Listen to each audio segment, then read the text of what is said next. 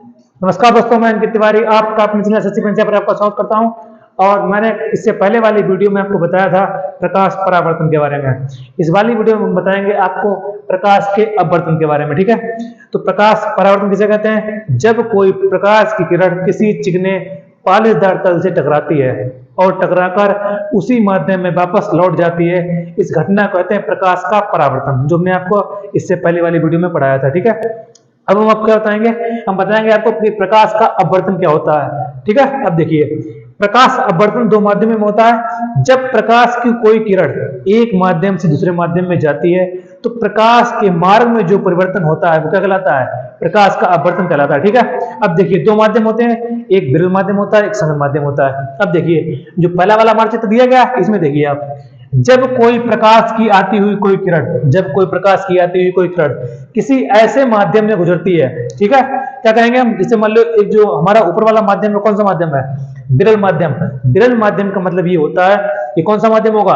वायु का माध्यम। ठीक है, जब प्रकाश की किरण विरल माध्यम से सघन माध्यम में आती है तो अभिलंब की ओर झुक जाती है। कहां झुकती है? अभिलंब की ओर झुक जाती है। विरल माध्यम का मतलब ये होता है वायु का माध्यम। सघन माध्यम का मतलब ये होता है कांच, पानी, यानी कि ऐसा कोई भी माध्यम जिसमें क्या हो, वायु की तरह और दूर दूर ना हो। ठीक है, तो क्या होगा? जब कोई प्रकाश की आती हुई कोई किरण, यानी कि विरल माध्यम से आने वाली प्रकाश की किरण दर्पण से टकराने के बाद क्या होती है? अपवर्तित। क्या होती है? अपवर्तित। जो किरण आती है उसका नाम क्या होता है? आपतित किरण। जो क्या होगी? जो दर्पण से टकराने के बाद कहां जाएगी? नीचे जाए, उसका नाम क्या होगा? अपवर्तित किरण।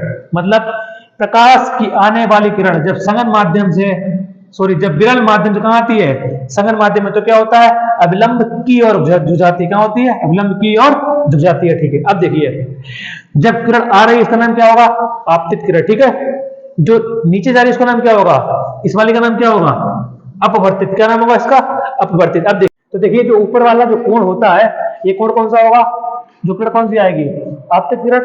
ठीक है, और ये बीच में क्या पड़ा होता है? लंब। लंब क्या करता है? इस वाले भाग को इस वाले को क्या करता है? आपस में दो भागों में बांट देता है। अब देखिए, जो ये वाला कोण बन रहा है, ठीक है, ये कोण कौन सा बन रहा है? आई कोण बन रहा है। नीचे वाला कोण कौन सा बन रहा है? आर कोण बन रहा है। कौन सा बन रहा है? आर कोण। अब देखिए, ये वाला कोण, इस वाले कोण क्या है? शीर्षाभिमुख। क्या है? शीर्षाभिमुख। शीर्षाभिमुख वह कोण होते हैं जो रेखाओं के कटने के बाद क्या करते हैं? बराबर भागों में कोणों को बांट देते हैं। ठीक है, अब देखिए, तो ये वाला जो आई वाला कोण है, इसके क्या है? बराबर है। ठीक, जब कोई प्रकाश की किरण विरल माध्यम से सघन माध्यम में आती है तो क्या होती है? अभिलंब की ओर झुक जाती है। कहां झुकती है? अभिलंब की ओर। अब देखिए, इधर इधर आइए, दूसरे वाले चित्र में देखिए, जब कोई प्रकाश की किरण सघन माध्यम से विरल माध्यम में जाती है तो क्या होता है? अभिलंब से दूर हट जाती है। कहां हटती है? अभिलंब से दूर हट जाती है। इसमें क्या होता है? इसमें ये होता है, जो हमारा ये वाला कोण कौन सा होता है? आपतित कोण। कौन सा होता है? आपतित कोण। नीचे वाला कौन सा कोण होता है? अपवर्तित कोण। ठीक है, प्रकाश परावर्तन और अपवर्तन में इतना ध्यान रखना है कि प्रकाश परावर्तन में जो किरण वापस जाती है उसका नाम क्या होता है? परावर्तित किरण। और इसमें क्या होता है? जो किरण नीचे आती है उसका नाम क्या होता है? अपवर्तित किरण। ठीक है, अब देखिए, प्रकाश अपवर्तन के दो नियम होते हैं।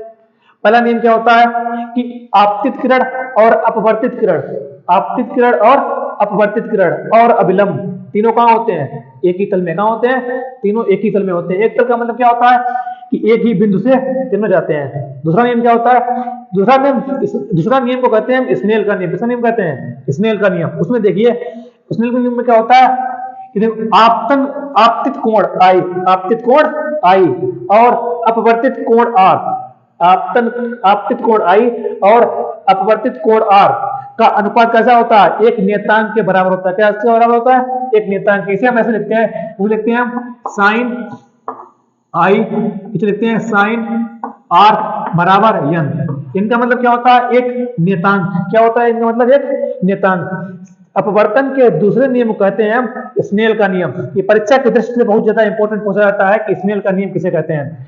तो अपवर्तित कोण और आपतित कोण के अनुपात को क्या कहते हैं? बराबर क्या होता है? नियतांक। स्नेल का नियम अगर ये पूछा है तो क्या बताएंगे? आपतित कोण और अपवर्तित कोण के अनुपात को क्या कहते हैं?